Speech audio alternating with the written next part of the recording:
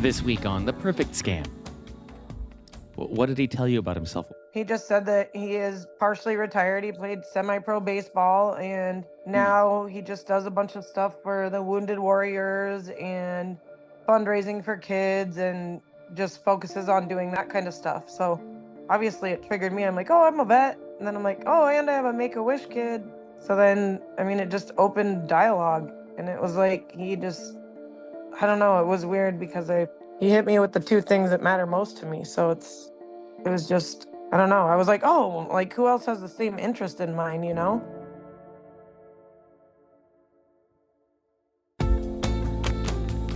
Welcome back to The Perfect Scam. I'm your host, Bob Sullivan. The urge to give, to help. It's a beautiful human quality, one we admire and we encourage. Sure, it's about money, but it's about so much more than that. Generosity, that giving spirit, often comes from the heart more than it comes from the head. And that, well, criminals know just how to exploit that. Today's story is a bold, cruel exploitation of the urge to give by a serial exploiter. But it's also a lesson in how you can nurture that charitable impulse and use it so both your head and your heart do the most good. Lindsay Meisner is a veteran and a single mom living in Scottsdale, Arizona, with a pretty complicated life.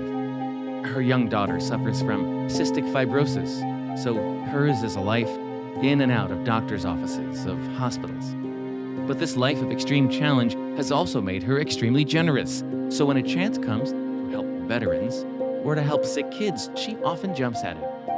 And recently, the stars seem to align for her to contribute to all the things she cares so deeply about in a very unlikely place. Let's meet Lindsay. So when did you start playing golf? My grandpa was a huge golfer, so I started when I was little. He used to make us line up in the basement and do putting machines. I'm picturing all these kids lined up putting. Yeah, he literally, you would sit there and putt and get back in line, putt, get back in line. That's amazing. He wasn't messing around. You have a good short game still? You know what? They call it a bokeh putt, but like instead of using, I putt from really far away because I'm good at it. So I don't know. I got to give it to my grandpa for that one. There you go. And you think of him pretty much every time you pull out a golf club, right? Yeah, he's right there. Lindsay loves to play golf, but her busy life as a single mom doesn't really leave much time for casual strolls on the golf course. Her child has CF, cystic fibrosis, a very serious and complex genetic disorder. I think it's important that people understand how hard the life of a mom with a kid with CF is. Is there any way that you can kind of explain that to people? You don't have any minutes for yourself, right? No. It's just constant. It's every day. It's surgeries. It's medications. It's not easy. I wouldn't wish it upon my worst enemy. One day recently, an old friend called who had been going through her own rough time, and there was a lot to talk about. No better place for a long, difficult conversation like that than on the golf course. Yeah, my friend, actually, her dad died, and I hadn't seen her in a couple years, and me and her went through kind of a lot, and she was like, Lindsay, I haven't seen you in a long time. My dad actually just passed away, and you want to go golfing? And I was like, well, I got stuff to do, but I'll rearrange some things and let's go do it. So we met for lunch and headed out to go golf. Just the two of you. Just the two of us. It's a big deal to get this much time away, right? Yeah, I never have a free minute between my daughter and trying to keep up work and trying to keep up with my parents and keeping everybody going, you know? So Lindsay and her friend get their golf clubs ready, meet at the golf course, start chatting right away, and head out for the first tee. When? Well, he was sitting waiting, how you check in and then you go to hole one. He was sitting there waiting like he was with our group. He is a man who says his name is Robert. He's a solo player ready to join a group. Now, if you've never played golf, that's not so unusual. On busy courses, solo golfers or couples will be matched up, often with perfect strangers, to make a foursome, which will then play the 18 holes together. And he was like, well, I'm going to play with you guys. And we were like, well, we're just going to play. And he was like, well, I play all the time. I'm quick and I mean, me and Kim are both just, we talk to anybody and whatever the case may be. So we're like, whatever, you can play with us. We're riding in our cart. We're hitting from the women's tees. You're doing your thing. So we were like, whatever, Yeah. you can play with us, you know? Not unusual. If I've gone out as a single and you join up with some other group, as Yeah. And I it's mean, actually golf is polite to the just course, right? a Yeah. sport where you feel like, I mean, I don't know, like there's people that you can kind of trust out there. So I was like, oh, he looks like he's my dad's age. You know, he has a polo on. He has his, like, it's not like some weirdo that you would have thought, okay, I don't want him to golf with us. Like, he looked like a normal, just a nice older guy. So they all tee off, and for several holes, they barely talk. But was he a pretty good golfer? You know what? It was like, I mean, he wasn't bad, but he wasn't excellent. Like, golf is one of those things too. You know, nobody's a pro unless you're playing all the damn Everyone's time. bad So at you it, could have a essentially. really bad day, but the next day you play really good. So But at least he could keep up with you. yeah, he could keep up with us. I mean, he was like try and give us tips because it was Kim's. She literally, when her dad passed away, she got some money and she was like, well, I want to start taking golf lessons and start doing this. So he was trying to help her with, you know, he was like, oh, we'll do this, do that. After we got 6, 7 holes into it, and you know, he started a small talk. So I was like, well, I Was can't. that I in mean, I played softball, so I'm not the best one to teach you how to do it. I just do it. Got it. Was it in like a bossy male sort of way, or was it just No, friendly? just a nice person. Just like, hey, just try and do this, and you know, it might help you. And then you just move along. But by the time they approach the back nine, Robert starts to open up a bit more. What did he tell you about himself? He just said that he is partially retired. He played semi-pro baseball, and now he just does a bunch of stuff for the wounded warriors and fundraising for kids, and just focuses on doing that kind of stuff. So obviously it triggered me. I'm like, oh, I'm a vet. And then I'm like, oh, and I have a Make-A-Wish kid. So then, I mean, it just opened dialogue, and it was like, he just, I don't know, it was weird because he hit me with the two things that matter most to me. So it was just, I don't know. I was like, oh, like who else has the same interest in mine, you know? And then their new golf partner mentions a fundraiser he has coming up soon. A fundraiser for wounded warriors.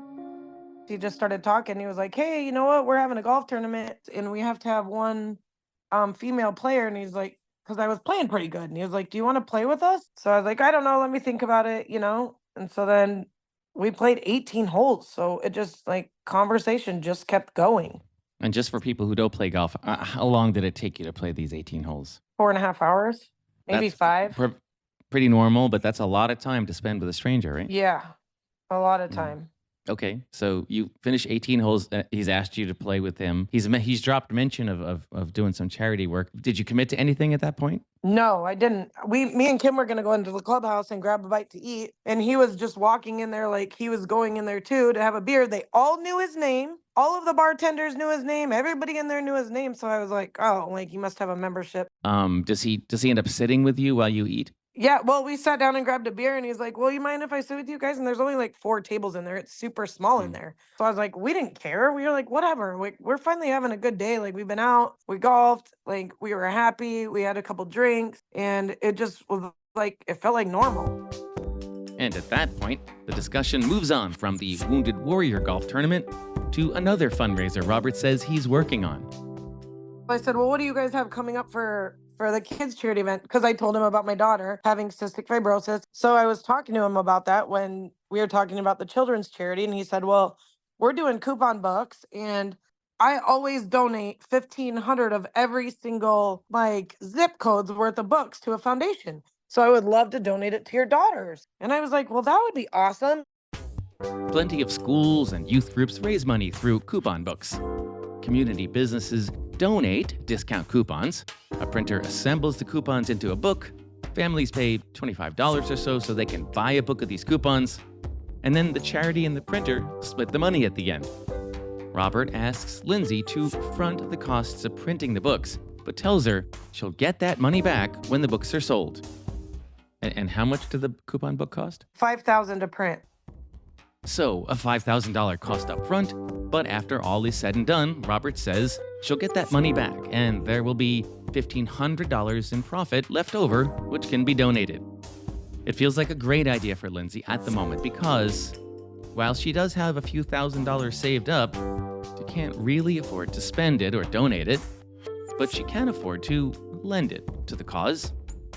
I just bought a place for my mom, a trailer up the road so that she could come down here from South Dakota because clearly, I mean, my daughter's sick and I want her to be able to spend time with her. Sure. And so I was like, well, if I can do that versus donating on my own or raising it, I mean, it was just going to save time and it was all still going to go to the same spot.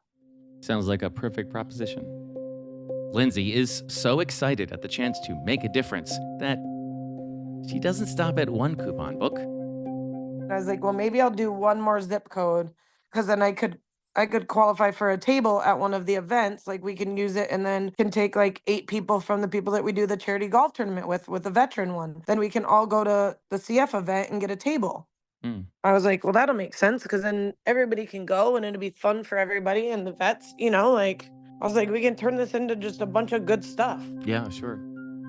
So they leave the golf course, and Lindsay is excited about the chance to do good on multiple fronts. And I said, well, just call me sometime this week and I'll be around and then I can meet you and give you the money. And so he's like, all right. So then the next day, he texted me and he said, hey, do you want to meet me at Starbucks on Tatum and whatever? I'm going to be done golfing. And I said, yeah, I got to pick up my daughter from school.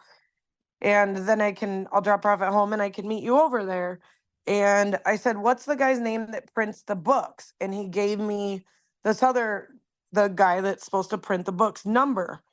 And so I text him and he said, saying, oh, it'll take about 3 weeks, to a month. And so I'm like, okay. When Robert meets with Lindsay, he says he wants to get started right away. So he asks for the money in cash.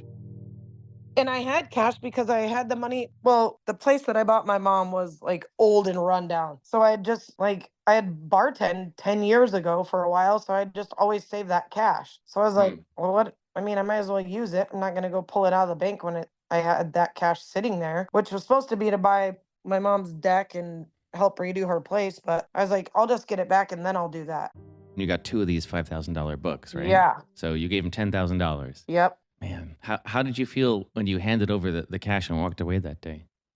I don't know. I felt okay. Like, I just felt like I was doing good. But not too long after this meeting at the coffee shop, Lindsay calls Robert to see how things are going, and something seems wrong. So you're going with your very busy life, right? You haven't. Yep. You're thinking it's going to take a month, so you're not really even thinking about it. And then what happens? I call and his phone shut off, and my stomach sank. And Oh so boy. I called the printer's number. Stomach sank. No answer. Oh no. It's all turned off. It's all turned off? What happened to the printer? What happened to Robert? Lindsay has a bad feeling about it all, so she gets in her car and heads back to the golf course to see if any of Robert's friends there have any idea what's going on. What Lindsay doesn't know as she drives to the course is that Robert is really Robert Alexander, and Sergeant Joel Lewis of the Scottsdale Police Department's Financial Crimes Unit has had Robert Alexander under surveillance for several days. The very first complaint we got was, hey, I gave this guy $950 to join the Wounded Warriors charity event, golf event. And then I looked them up and there's no such thing. So that is what spurred us on to, okay, let's start looking into this. Because it shocked the senses. It shocked our senses in that he's pretending to take money for charity. There is no Wounded Warrior golf tournament. In fact, within a few days, several complaints come in about this man hanging around a local golf course and some local pubs too, talking up his charitable work. And then I saw, like, hey, here's a couple of cases that match. Sounds like the same suspect. And same deal where one, they met at a bar and he was buying rounds of drinks for people. And he mentioned that, hey, I'm doing this Wounded Warriors charity event, put it together, and here's the cost. And another one where they met on the golf course. Same deal where it was the 13th hole and he was smoking a cigar and they asked him to join for the rest of the round. And he did, and he mentioned the Wounded Warriors Project. And he enticed both of those victims to put in money for the Wounded Warriors charity event, golf event, which didn't exist. The investigation escalates very quickly. The police sergeant realizes he needs to act before more citizens are victimized. he stole 4 times from Scottsdale citizens, $950 each. That's good enough for me to get him off the street in whatever capacity. But we started pulling threads, and you start realizing and using investigative techniques, following him around, doing some different things. Why is he doing this? Why? You start realizing, oh, there's more to than just that one scam. You picked him up pretty quickly. We did. And part of that was the fact that we knew he's local, and that he's continually trying to get money from the citizens of Scottsdale and other people and visitors of Scottsdale. And once we had him identified, we kind of moved into its locate and apprehend mission. Sergeant Lewis is there when they apprehend Robert. We had tracked him to an apartment complex that actually was just a few miles north of my residence. And so when we realized he was up there, and we had made the decision to arrest, I got up there as quick as I could, and I found his vehicle. So then I started surveillance on his vehicle while I was getting the arrest team in place, while they were rolling in. So I was sitting there, and I recognized his vehicle. We knew his girlfriend's apartment was right across the street. And almost immediately as the arrest team moved in, he walked out. So got out, and they put him in handcuffs. And I think Was he surprised? Yeah, oh yeah. He was certainly surprised. And I think the one thing I remember from that interaction was I was wearing a Marine Corps ball cap, and along with my, obviously tactical vest and uniform.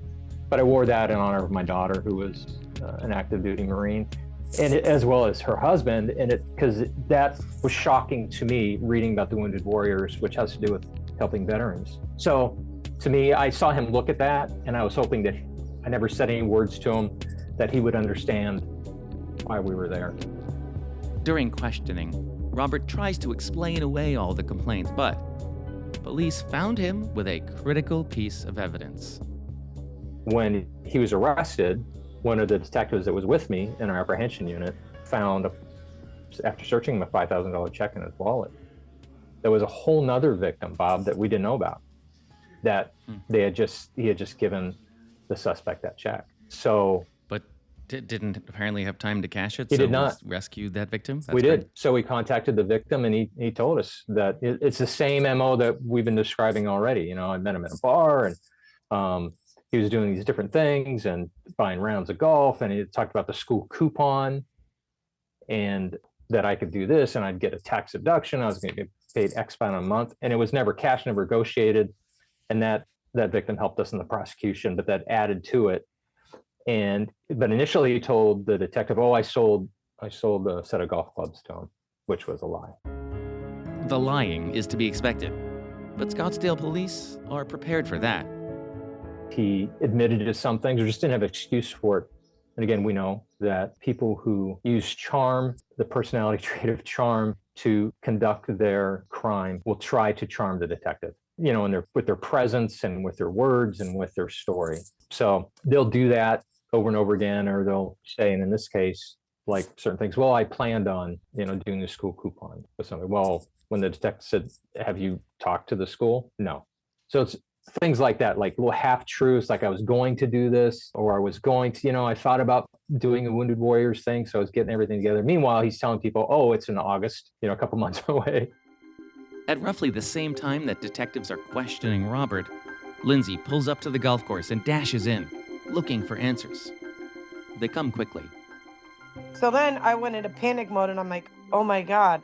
So I went down to the golf course, and they're like, oh, you didn't hear? And I'm like, no, what are you talking about? And then they told me, they arrested him, and he's a scammer.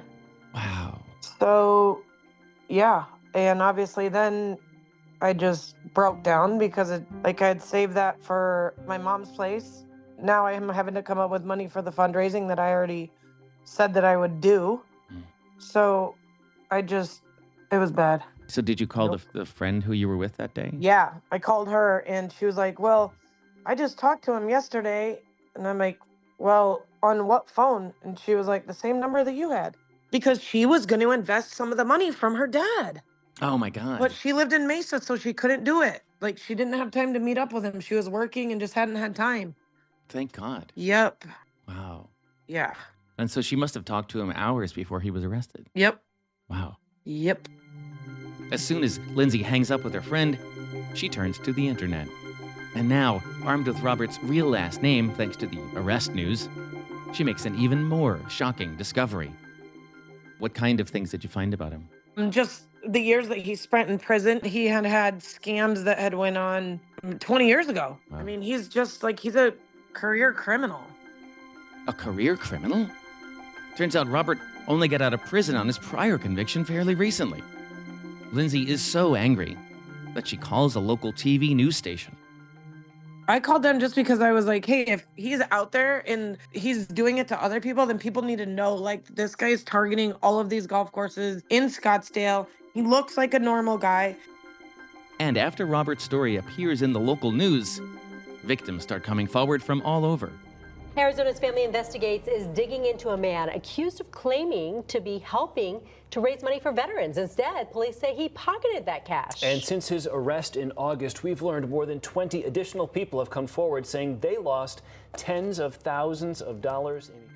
And as police and journalists start digging into Robert's background, his even darker past comes into focus. From Arizona's 12 News.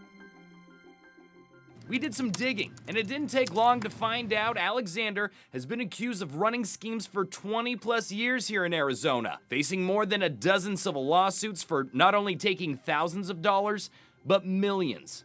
The biggest case we found started in 1998, when Alexander convinced dozens of investors to finance an import and export business he said he was running. It worked. Over the course of 5 years, they gave him $21 million. Alexander keeping the lie going by showing sham documents to make them think he was making money. Instead, federal records show he was using those investment funds to buy Rolex watches, diamond rings, and flat-screen TVs. Once the investors figured it out, they got the FBI involved. Alexander was charged with wire fraud in the Ponzi scheme. In 2006, he pleaded guilty. The court ordered Alexander to pay $9.9 million in restitution and sentenced him to 8 years in prison. This new case against Robert is fairly easy to prosecute. Remember, he was found with an uncashed $5,000 check. And he eventually pleads guilty and is sent back to prison for 7 years. So what do you think of that? I think it's great. He got 7 years plus, he got about $378,000 in restitution. A lot of that, some of the cases we combined with the Arizona Attorney General's office because they found more victims of other investment crimes that he could be, he pled to them all. It's challenging though, because he did 8 years, came out and did the same thing. He told us he only operated on cash because he had restitution. We couldn't go find a bank account where we could seize the money and give it to the city court so they could see if they could give it back to the victims. He came out, he did the same exact thing. He was living in a Scottsdale hotel, paying cash every week. And all he did was go to the golf courses and go out to eat and go to the bars and buy rounds of drinks and just worked his story. One little detail Lindsay gave me that was just astonishing was when they played their round and then they went to the club to get lunch or whatnot. And when he walked in with them, everyone who worked there acted like they knew him. Right. So clearly he'd been hanging out there for at least a while. That's just so much of an investment in time and frankly money, right, to build up that kind of third-party verification, which is so effective running a crime like this. It's perfectly effective. One of the victims said, "Oh, I've seen him in the bar for 6 or 7 months." Wow. So think about how long some of Bernie Madoff or anybody, how long they're in that community and can so ingratiate themselves that if I said to Bob, "Hey, Bob, that gentleman, I wouldn't trust him," and you say, "No, Joel, I know he's trustworthy because this, and he's been here 6 months." Yeah. Lindsay gave Robert $10,000, and well, she is in line for restitution, but it's a long line, and she'll probably never see any of that money. And she was left pretty shaken by the whole experience. Like, I cried and couldn't sleep for, probably 6 months after that. And it doesn't really matter where you're at because you would think that good people are at golf courses, or at least, you'd hope an older guy in a polo sitting there talking about charity golf. and wounded warriors that they would be a good person. Like, you just wouldn't think that they would target such vulnerable topics, but maybe that's the kicker, is they know The that it just kicker. pulls on you. Yeah. Then they know where to go. He knew exactly where to sit and lay his trap. Yeah. He was literally sitting there waiting. I'm like, I just don't know how much easier it could have been set up for him. Mm. That's what just Well- always weirded me out. I was like, I felt like I was set up for this, which Well, it can't You be. were. I mean, it was like, Yeah. how did this manifest? It's hard for Lindsay to shake that Robert pulled on her two heartstrings so hard. On wounded veterans and on sick children. That's so sickening. Like, why would anybody ever do that? Like, I just can't fathom lying to somebody about those things. Like, Oh, yeah. you No, know, it's not like, oh, it's $10. No, it was $5. It's like, you're lying about, this is my life. Yeah. Like, And you're this lying is my about 8-year-old sick daughter. children. You're lying about wounded warriors. I Yeah. mean, oh my God. Yeah. Like, yeah. everything that you would never think somebody would have like, would you ever sleep at night or even wake up and walk around? So Lindsay will have to wait until she can fix up her mom's trailer nearby so she can come help with her daughter. And the fight for her child's health continues.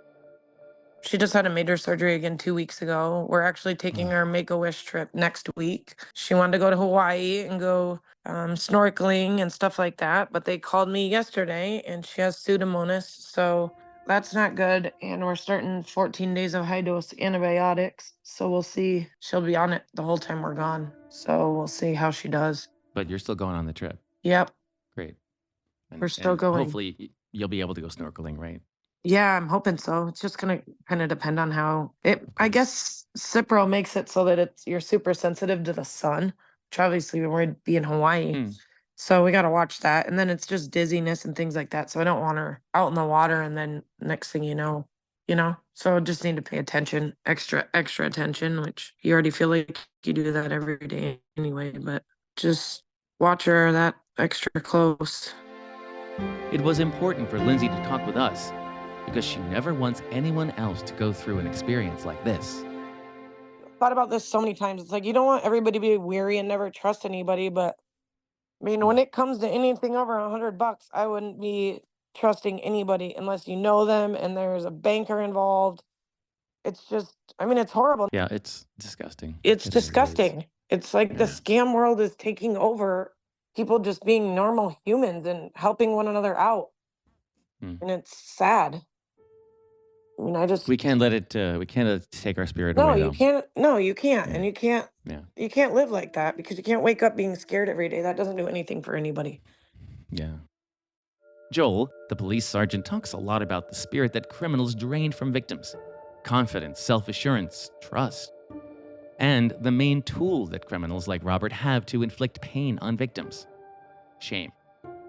The victimology is, we just have to stop blaming the victims. And that's kind of a cultural thing, I think. But we feel bad and we shouldn't feel ashamed. My grandson should be able to walk 3 blocks to school without being attacked. But we don't do that. I should be able to leave my keyboard unlocked, but we don't do that. I should be able to leave my wife leave her purse in the car seat. But if her purse gets stolen, people go, oh, you shouldn't have done that. Instead of blaming the criminal, they blame her for leaving her purse. So we've gone away from a normal, safe community. You should be able to do these things. So let's put the blame where it belongs. It's on the criminal behavior, not on the victim. So that's part of the reason why I think I would feel embarrassed, and I would, or that someone else would be embarrassed. And they shouldn't be embarrassed by someone who's a professional charmer or snake charmers. You've been emotionally kidnapped is what I call it. You've been emotionally kidnapped and you're held hostage by that. And all you do is hate yourself for, how could I fall for this? And that's the victimology that goes with it. I shouldn't have to worry about hitting a button on my computer. I shouldn't have to worry about not picking the thing at the top of the Google screen because that's a paid for position and it doesn't mean that is actually Charles Schwab. But that's how we have people losing money. They're not doing anything wrong. These are good citizens trying to do the right thing. Just like we have people giving money into cryptocurrency ATMs because they think they have a warrant with the Scottsdale Police Department. Is it their fault they're doing that? No, they're actually trying to do the right thing and pay for a warrant. So we got to flip our brains around to say these are victims not only of a financial crime, they're victims of this culture that contributes to blame the victim. And I don't know what the answer is, Bob, other than we have to continue to talk to our communities. As you would, I would talk to any community anytime. Sergeant Lewis is right.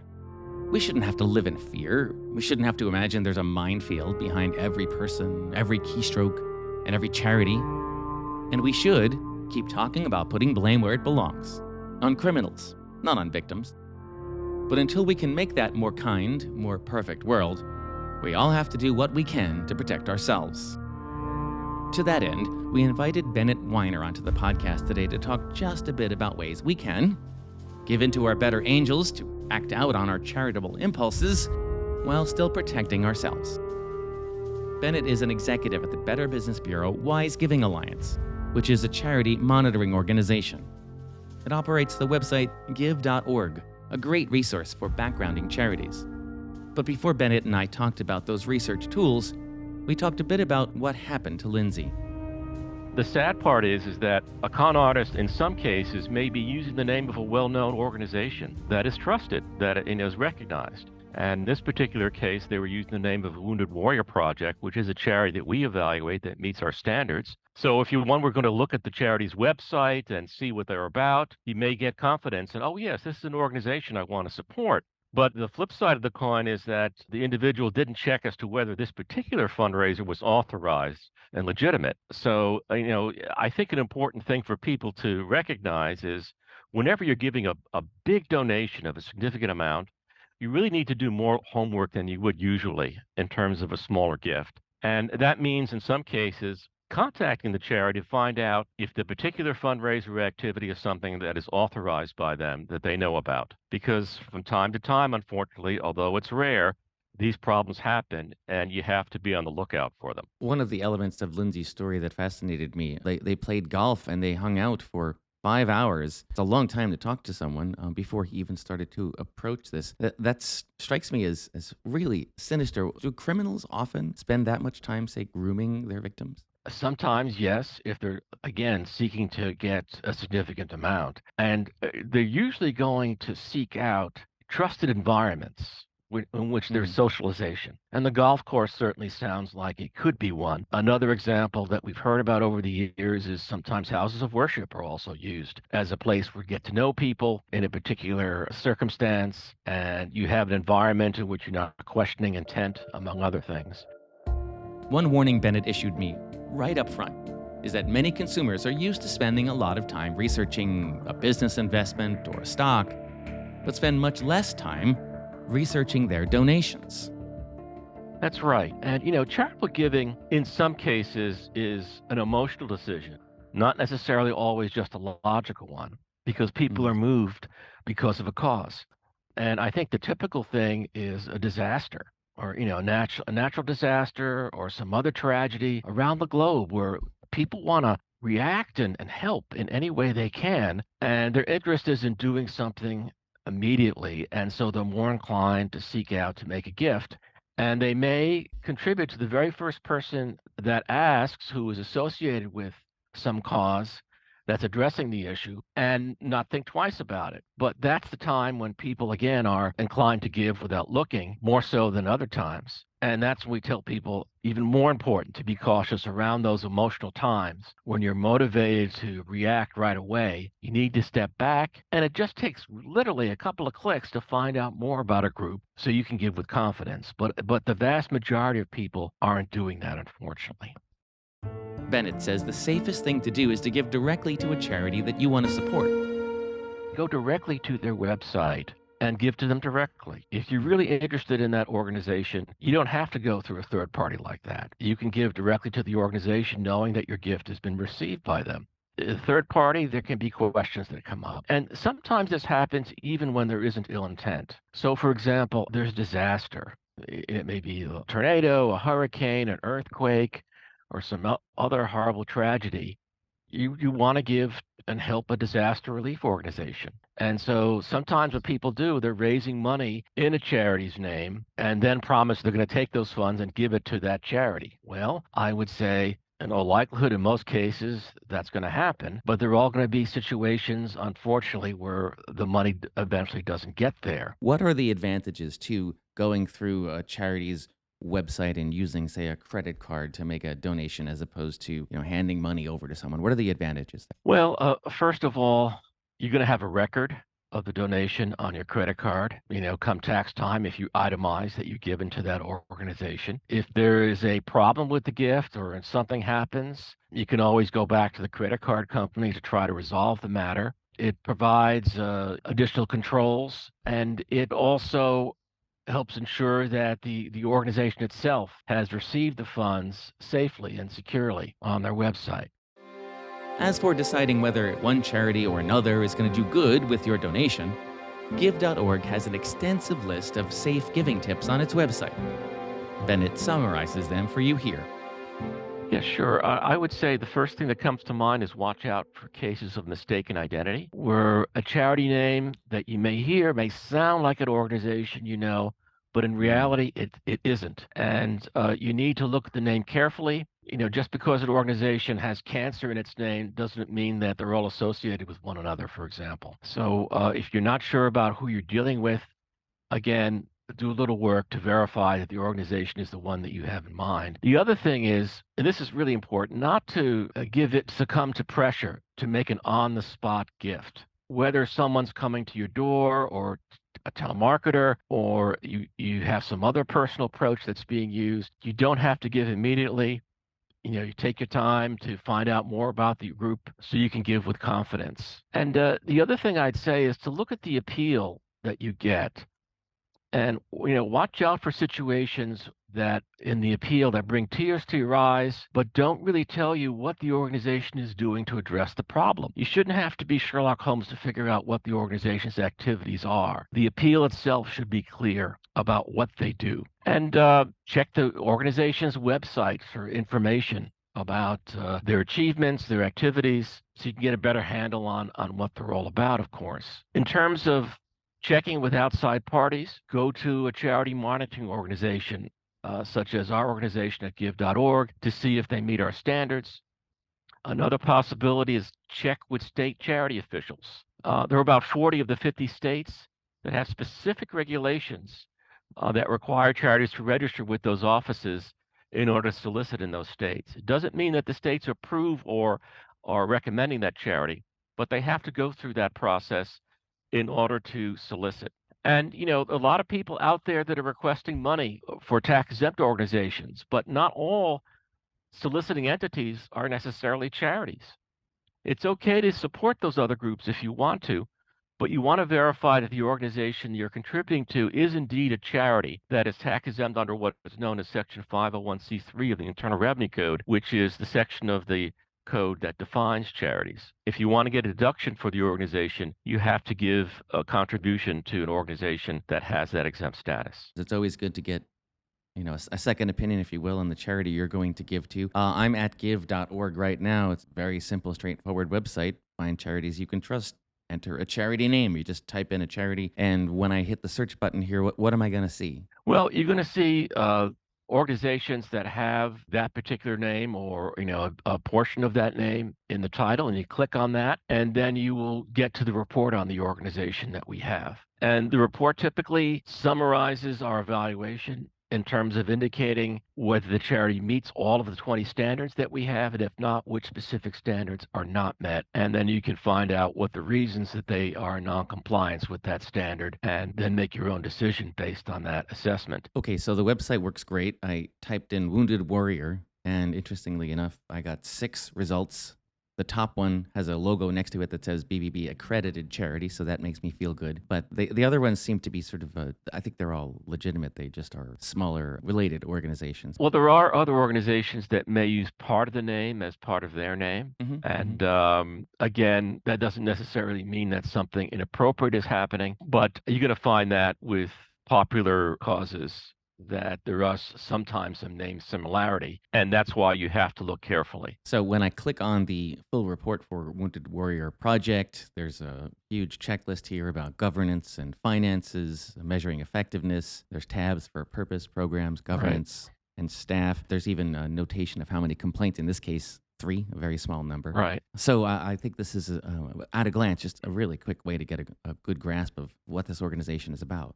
Okay, so you mentioned the standards. What are the BBB standards for charity accountability? Well, these are a set of 20 guidelines that we use to evaluate a charity, and they were put together with a lot of assistance from the charitable community and other experts in philanthropy when they were last revised. There are 4 major sections of the standards, and the first one is governance. And governance is first for a reason, because the buck does stop with the board. The board of directors of a charity really is the entity that is in control of the organization and has oversight over the operations and staff. Effectiveness. There we are talking about what is more commonly known as results reporting, which is that we believe that every couple of years, an organization should put together some type of report for its board of directors that describes how well they're addressing their mission. In finances, we're going to be checking, again, how much they spent on programs versus fundraising. We do look at some ratios and have some threshold categories on that. And the appeals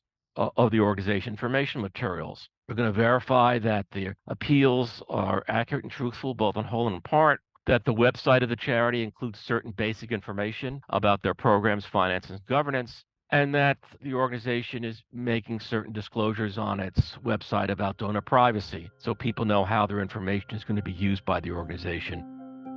All this technical discussion of charity verification is certainly important, but perhaps even more important, tough stories like Lindsay's, the reality that we do hear about charity scams and misuse of donated money, well, that might have an impact on generosity in general.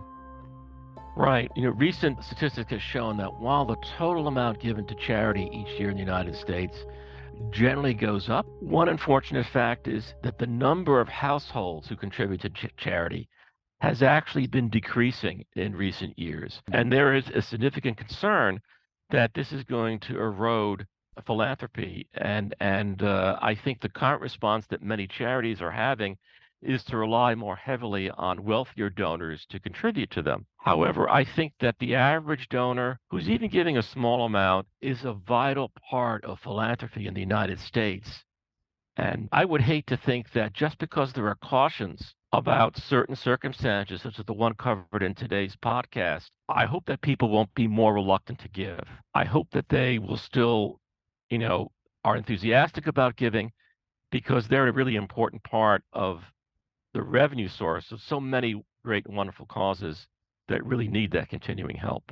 I'm so glad you brought that up, because I think that's really important. And I hadn't heard that data point before and it seems like there's a smaller number of families who are giving more to sort of compensate for at the moment. But do you really think that news stories and general cynicism about charities is eroding the number of donors or number of people who are willing to be donors? Well, I don't know if that's really the cause. I think there are many factors that may influence giving, such as the economy and people's comfort level with their own financial situation, among other things. Well, I think, the old adage, if it bleeds, it leads, in terms of journalism. Bad stories on charities get more attention sometimes than the good ones, and that's what people remember. The overall vast majority of charities are managed well, and people shouldn't think that just because there are exceptions that they should be hesitant to give.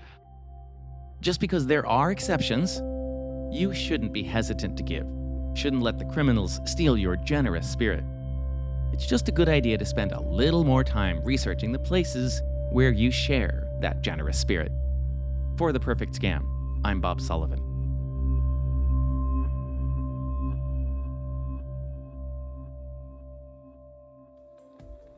If you have been targeted by a scam or fraud, you are not alone. Call the AARP Fraud Watch Network helpline at 877-908-3360. Their trained fraud specialists can provide you with free support and guidance on what to do next. Our email address at The Perfect Scam is theperfectscampodcast@aarp.org, and we want to hear from you. If you've been the victim of a scam, or you know someone who has, and you'd like us to tell their story, write to us. That address again is theperfectscampodcast@aarp.org.